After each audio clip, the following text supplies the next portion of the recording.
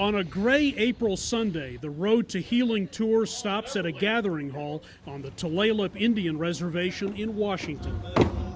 The welcome song opened a day-long session in which those connected to past Indian boarding schools shared a drumbeat of often difficult personal stories. It's all about testifying today and supporting our boarding school survivors and honoring those who never made it home. I'm really happy to be here. Good morning, everyone. The Interior Department Secretary Deb Haaland has made it her mission to seek the truth behind what happened at more than 400 federal and religiously run schools in 37 U.S. states over 150 years, up until the late 1960s. My ancestors and many of yours endured the horrors of Indian boarding school assimilation policies carried out by the same department that I now lead. I will grieve with you, I will weep, and I will feel your pain. An investigative report released by her department last year documents the systematic effort to rob Indigenous students of their identities, their culture. In many cases, children were torn from their families, forced to adopt English names rather than their Indian ones,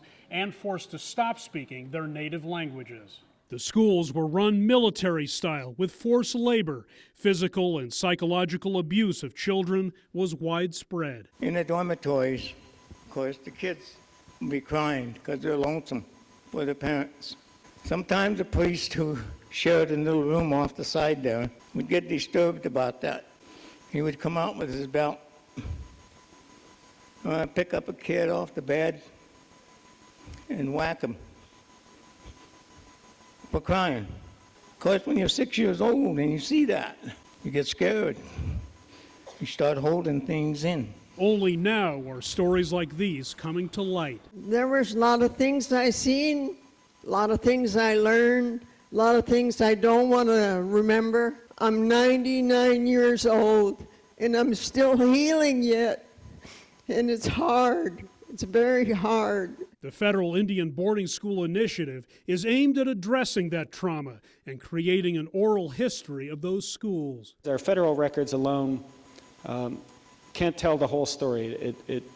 We need more. And so we need to hear from you. We thank you, Madam Secretary, for coming and being the ears to hear the stories. It's time for all of us to heal together. That road from acknowledgement to healing will be a long journey, but it's finally underway. Hendrik, Sybrandy, CGTN, Marysville, Washington.